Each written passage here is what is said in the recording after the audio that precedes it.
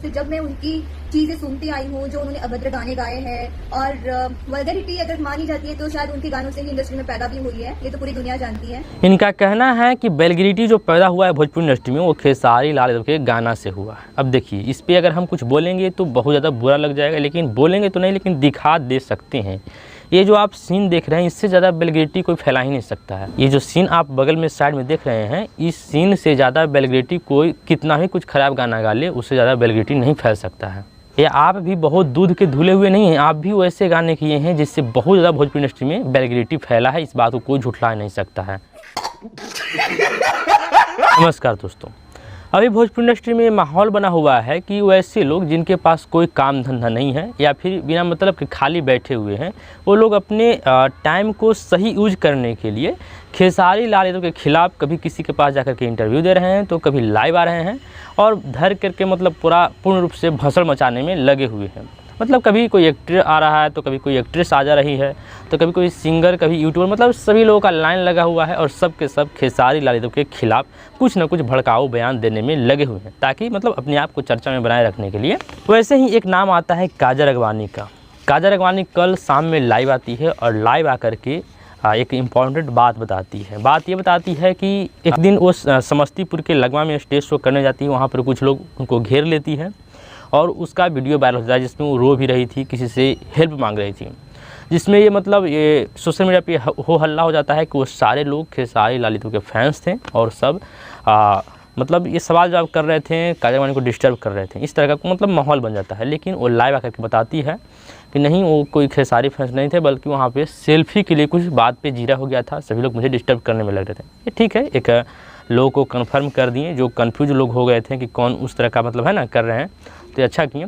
लेकिन साथ में कुछ और बोलती है जो बहुत ही भड़काऊ बयान है, या फिर कहिए तो माहौल मतलब बहुत ही गर्म हो जाएगा। इसके बाद से काजल अगवानी और भी ज़्यादा ट्रोल होगी और शायद मुझे लगता है कि वो खुद को ट्रोल करवाने के लिए ही ऐसा की है। और खेसारी जी ने मेरा करियर बिल्कुल भी नहीं बनाया है। और काजल अगवानी का कहना है कि जो मेरा करियर है वो खेसारी लाल यादव ने नहीं बनाया। देखिए, इस बात को मैं भी एक्सेप्ट करता हूँ, कोई किसी का करियर नहीं बनाता है।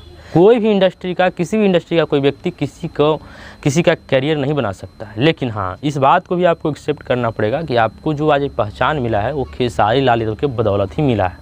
करियर तो कोई किसी का नहीं बनाता है, करियर खुद से बनाना पड़ता है, खुद मेहनत करना पड़ता है, या फिर कोई भी काम होता है वो खुद करना पड़ता है। लेकिन ये जो आपको आज पहचान मिला है वो खेसारी लाल यादव के बदौलत ही मिला है।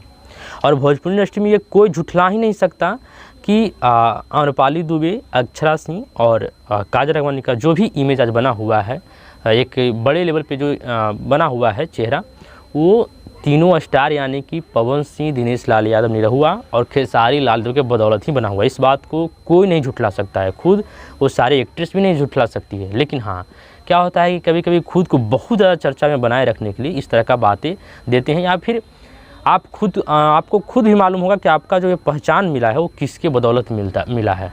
और मेरी पहली फिल्म अगर मैंने की है तो पवन जी के साथ करी है, प्रतिज्ञा 2। तो वहाँ से नो डाउट मैंने पहले किसी स्टार के साथ फिल्म करी थी, रवि जी के साथ करी थी, चिंटू जी के साथ करी है, इवन बहुत सारे लोगों के साथ फिल्म मैंने करी है। विराज भट्ट कभी भी स्टार थे वो, जब मैं नई आई थी।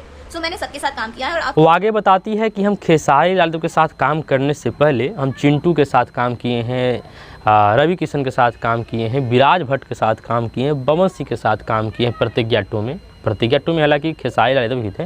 तो ठीक है, आप इतने सारे लोगों के साथ काम किए थे, लेकिन आपको क्या खुद लगता है, आप अपने दिल पे हाथ रख करके कहिएगा कि आपको वो पहचान मिला था जो खेसारी लाल यादव के साथ मेहंदी लगा के रखना फिल्म किए थे, वो पहचान नहीं मिला होगा।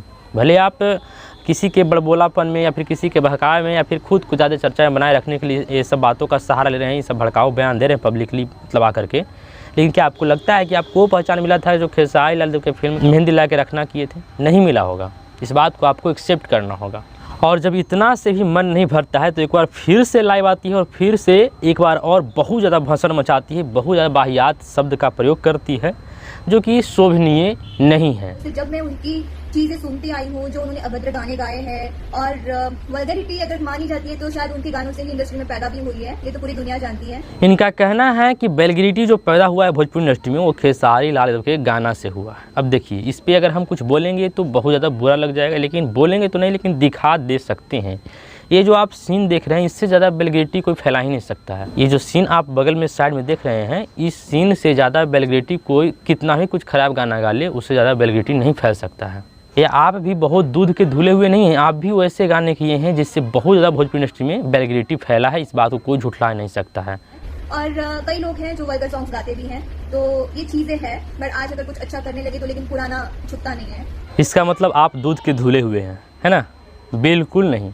जितना ब्लेम आप खेसारी लाल यादव के ऊपर लगा रहे हैं कि उनके गाने से भोजपुरी इंडस्ट्री में वल्गैरिटी फैला है, उतना ही आप पे भी ब्लेम लगता है कि आपके भी जो एक्टिंग किया गया है फिर आपके द्वारा जो जिस गाना में काम किया गया है उन सब चीज़ों के द्वारा भी उतना ही वल्गैरिटी फैला जितना आप खेसारी लाल यादव के प्रति लगा रहे हैं ब्लेम, है ना?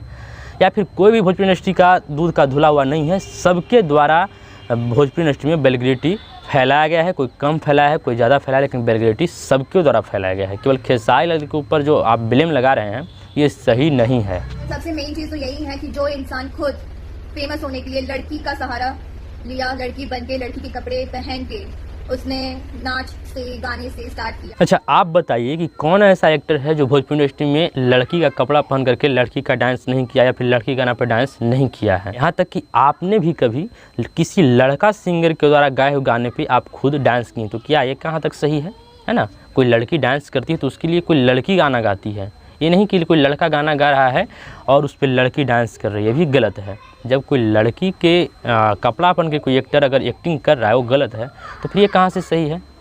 और भोजपुरी इंडस्ट्री में ऐसा कोई एक्टर है ही नहीं जो लड़की का मतलब कैरेक्टर नहीं निभाया है, और अगर कैरेक्टर निभाया भी है तो कहीं से गलत नहीं है। अगर आप ये ब्लेम लगा रहे हैं तो आप पूर्वाग्रह से ग्रस्त हैं और आप मानसिक रूप से सही नहीं हैं। कोई भी यहाँ पे किसी का करियर नहीं बना सकता। करियर बनाने वाला प्रोड्यूसर है जो साइन करता है, डायरेक्टर है जो हमें सिखाता है कि हमें ये करना है, ऐसे करना है। मुझे समझ में नहीं आ रहा कि आप कहना क्या चाहती हैं। कभी कहती है कि कैरियर जो अपना मेरा कैरियर है वो मैं खुद बनाई हूँ, कभी कहते हैं कि मेरा जो कैरियर है या फिर किसी का कैरियर होता है वो डायरेक्टर और प्रोड्यूसर बनाता है। इसका मतलब है कि आप मानसिक रूप से सही नहीं हैं। मेरा जो सलाह है कि आप अति शीघ्र किसी डॉक्टर के पास जाइए और अपना इलाज करवाइए। और अगर आपको ये समझ में नहीं आता है कैरियर किसी का कौन बनाता है, किसी का पहचान कैसे बनता है, तो इस पर मैं आपको अच्छा से समझा देता हूँ। समझ लीजिए, कैरियर जो है वो खुद से बनाना पड़ता है, और डायरेक्टर प्रोड्यूसर के बारे में जो आप बात कर रहे हैं वो आपको काम देते हैं कि आपको इस तरह से एक्टिंग करना है, इस तरह से डांस करना है, इस तरह से फिल्में करना है ना? और जो पहचान होता है वो किसी के बदौलत मिलता है, किसी बड़े स्टार के साथ, जैसे कि आपको खेसारी लाल यादव के बदौलत मिला है। इस बात को आपको एक्सेप्ट करना पड़ेगा। खैर, आज के लिए इतना ही। आप लोगों को इस पर क्या लगता है, आपका विचार क्या है, कमेंट बॉक्स में ज़रूर बताइएगा। और मेरे चैनल पर नए हैं, चैनल को सब्सक्राइब जरूर कर लीजिएगा। मिलते हैं कोई और अगली वीडियो के साथ, तब तक के लिए टेक केयर, बाय बाय।